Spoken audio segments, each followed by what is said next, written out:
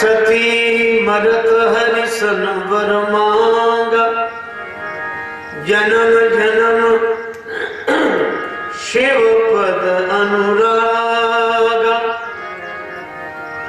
तेहि कारण हिमगिरि गृह जाई, जननी पार्वती तनु पाई।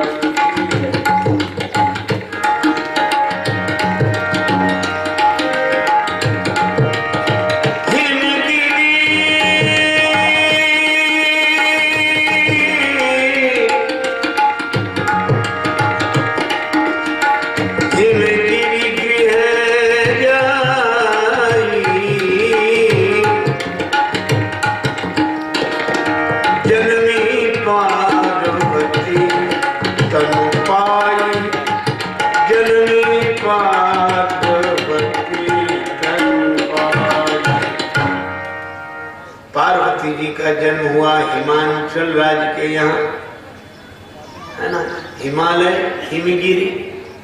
तो इसका अर्थ है कि पार्वती जी का नाम पार्वती इसलिए हुआ क्योंकि वे पर्वत पुत्री है। अच्छा, अब यह फिर मैं एक बात दोहरा दूं, आज बात थोड़ी गंभीर शुरू हो गई, इसको सरल करने की चेष्टा करता हूं। हमारे जितने ग्रंथ हैं ये पुरातन है और सनातन है। पुरातन इसलिए है कि ये घटनाएं घटी हैं, ये केवल कल्पनाएं नहीं है। पर सनातन इसलिए है क्योंकि ये घटनाएं किसी न किसी रूप में घट रही हैं, प्रत्येक के जीवन में घटती है। अब पार्वती जी का जन्म हुआ, यह एक पुरातन सत्य है, और पर्वत राज हिमालय के यहाँ हुआ, यह एक पुरातन सत्य है। लेकिन सनातन सत्य क्या है? तो आप इस पर थोड़ा गंभीरता से अगर विचार करें, पर्वत से पार्वती जी का जन्म हुआ और पार्वती जी को श्रद्धा कहा, है ना। तो पर्वत कौन? पावन पर्वत वेद पुराना, राम कथा रुचिरा करना। ये वेद और पुराण ही पर्वत हैं। इसका अर्थ है कि जैसे पार्वती जी का जन्म पर्वत से हुआ, इसी तरह जीवन में श्रद्धा का जन्म तभी होगा जब वेद पुराणों से हमारा संबंध होगा, तो श्रद्धा होगी। अच्छा, बिना वेद पुराणों की श्रद्धा हो ही नहीं सकती। अच्छा, अब एक बात मैं आपसे और कहूं, श्रद्धा होती है महात्मा के प्रति और विश्वास होता है परमात्मा के प्रति। इसलिए श्रद्धा गुरु में रखें और विश्वास भगवान का रखें। अब पार्वती जी श्रद्धा, इसका अर्थ है वेद पुराणों से इनका जन्म हुआ। लेकिन अब दूसरी बात भी है, क्या? इनकी माता का नाम क्या है? मैना। कितना बढ़िया संकेत है, मैं ना।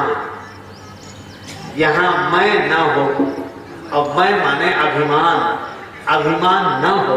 और कितनी बढ़िया बात है, वेद पुराणों का ज्ञान पाकर भी जिसे अभिमान न हो, उसी के मन में श्रद्धा उत्पन्न होती है। यह इसका तात्पर्य है।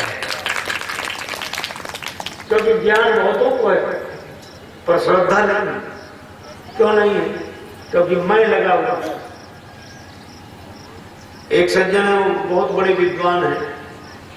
अच्छा, बहुत लोग हैं विद्वान है, ये सौभाग्य की बात है, पर मैं विद्वान हूं ये कभी भूलते ही नहीं है। ये दुर्भाग्य है, मैं लगा हुआ, इसीलिए मैं श्रद्धालु नहीं हो पाता। श्रद्धा कब आएगी? वेद पुराणों का ज्ञान तो हो पर अभिमान न हो, तो श्रद्धा उत्पन्न हो जाएगी। इसलिए मैं ना। अच्छा, मैना की बड़ी महिमा है।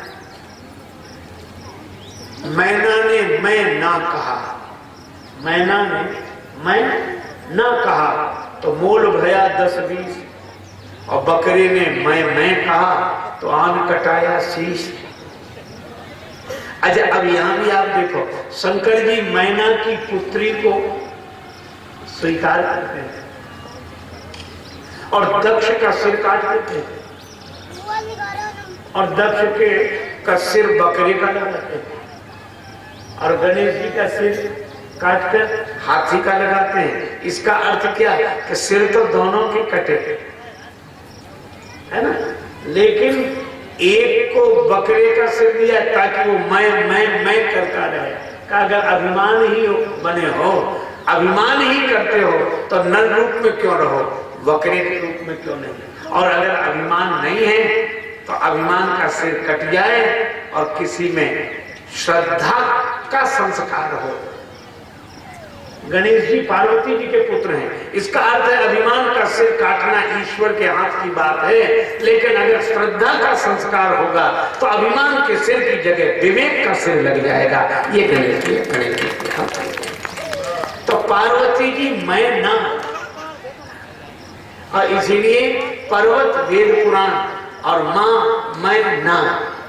अच्छा, पार्वती पर्वत अचल है, अपनी जगह से हिलता नहीं है, और श्रद्धा अविचल श्रद्धा हिले नहीं।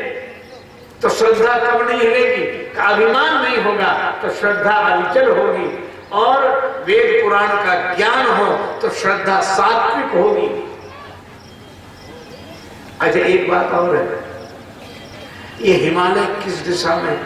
ऐसे पर्वत तो चारों दिशा में, लेकिन उत्तराखंड में जो पर्वत और सबसे ऊंचा जो पर्वत है, इसका अर्थ क्या? उत्तर दिशा में होने वाले पर्वत। इसका अर्थ है कि वेद पुराणों से हम क्या चाहते हैं? केवल जान लेना चाहते हैं, केवल मनोरंजन कर लेना चाहते हैं, केवल विद्वान कहलाना चाहते हैं? नहीं नहीं, उत्तराखंड में हिमालय, इसका अर्थ है कि वेद पुराणों से जो अपने जीवन की समस्याओं के समाधान का उत्तर चाहता हो वही सच्ची श्रद्धा है। और एक अद्भुत बात देखिए, पार्वती जी श्रद्धा बोलती, हिमालय राज वेद पुराणों के रूप में, माता मैना अहम अभिमान शून्य वृत्ति का रूप है, और पार्वती जी श्रद्धा का रूप है।